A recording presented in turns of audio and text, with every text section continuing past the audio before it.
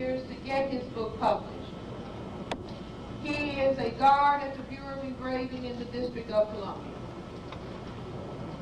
This gentleman said back in 1956 that he thought that racism was about people who classify themselves as white maintaining control and domination over the people that they classified as non-white. And when I heard him say this around 1967, a light bulb turned on in my head. It just clicked. That's it. Prior to that time, I considered myself to be a Marxist, and I was looking at racism as a byproduct of economic activity. But as I attempted to use Marx's definition, it wasn't producing the answers that I needed. And at that point in time, I was training to become a psychiatrist, and I wanted to have some answers so that I could help black people solve their mental health problems.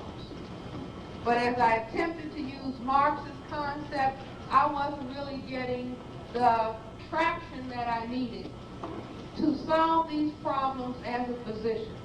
And so I heard this gentleman one day start talking about a book he had been working on, and he said, no, that you have a system of white supremacy, and that is about people who classify themselves as white being in control and domination. Well, I'll talk on this one.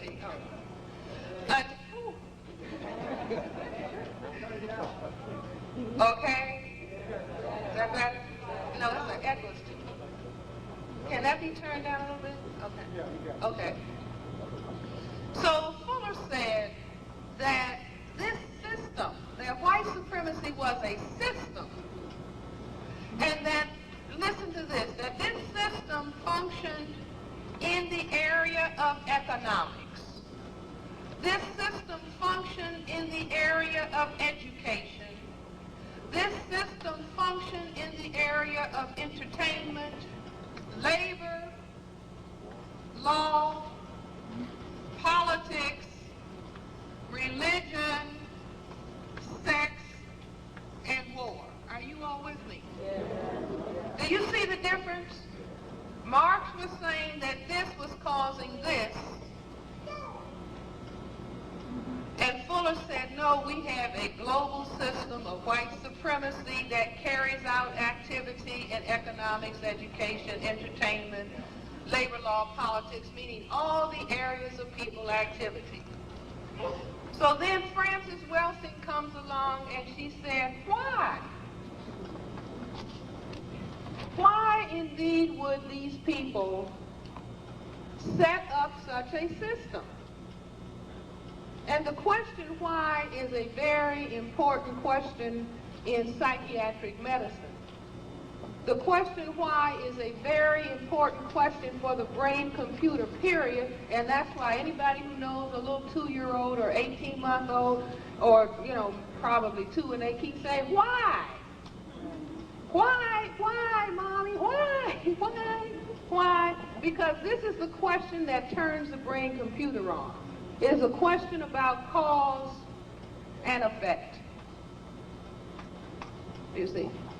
What is happening so that the brain can say, oh, okay, I've got it now. Now I can understand, and I can move from there to understand many other things. So I said, why would these people do this? And then my education, starting at Douglas Elementary School, Wyndham Phillips High School, Antioch College, Howard Medical School, okay, classmates or whatever, that all of this came together once I raised this question, because this question just said, brain-computer, go to work on this problem. And so I was standing in my kitchen, as a matter of fact, doing dishes or cooking, and the brain-computer came with the printout. And the printout was this, that here we are on this planet Earth. 1/10 of the people have white skin. 9/10 of the people are black, brown, red, and yellow. One of the things that the 1/10 would say is that the 9/10, particularly the black people, were genetically inferior. How many people have heard that? Everybody heard it. So I also understood in training as a psychiatrist, when somebody is pointing, something's wrong with you. Something is wrong with you. Something is wrong with you. Something is wrong with you, that the behavioral scientist knows that the finger that is pointing at somebody else has 3 fingers that are pointing at them. And so I also thought about that, and I said, oh, wow. These people are telling us that we are genetically inferior, but the same people are genetic recessive. You see, and even if you have not studied formal genetics, everybody in this room, every black person is a scholar in genetics.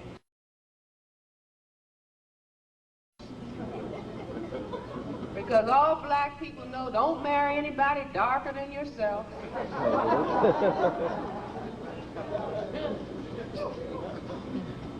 You see, that's genetic knowledge under white supremacy, because black people didn't like their color and were trying to get away from this very powerful and dominant color.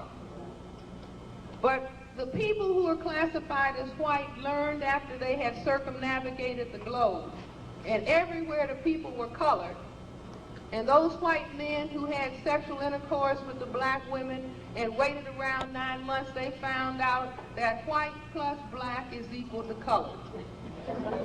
White plus brown is equal to color. White plus red is equal to color. And white plus yellow is equal to color. So they understood after that voyage, after those many voyages, that these people, the black, brown, red, and yellow people, were the majority people on the planet, and that they were genetically dominant to white-skinned people. And they also made a quick brain-computer calculation that if they did not maintain control and domination over the black, brown, red, and yellow people, that white people could disappear on the planet. Now, black people, and this is what I wrote about in this paper, the Cress theory of color confrontation and racism, that was first discussed in 1970. That's 17 years ago. I was a baby. I'm kidding, okay. But I needed to understand, what is going on, to begin to make sense of this experience that we have. And being a physician, see, a lot of times some of the other disciplines, they can have a whole lot of ideas, but they are not required to get people well. But when you are required to get people well, and you make your living based on your ability to get people well, there's another dimension. It's not just talking for fun and games. It's a question of, I've got to understand this, because when somebody comes in my office and says, Dr. Welsing, help me with this, I've got to understand enough to be able to help them. And since I was trained as a black psychiatrist that black people didn't have the intelligence to talk about their problems, check it, and that the best treatment for them was drugs, and I said, no way, that I was going to understand what the problems were that black people faced so that I could share that understanding with them and help them solve the problems in their lives. So that my having to understand this, but once I understood it, I said, oh, okay. Now I understand. The discussions that were going on before, talking about black male-female relations, you've got to understand that those problems are tied to the system of white supremacy. And they are tied in a particular way. And they are tied in this way. Where's my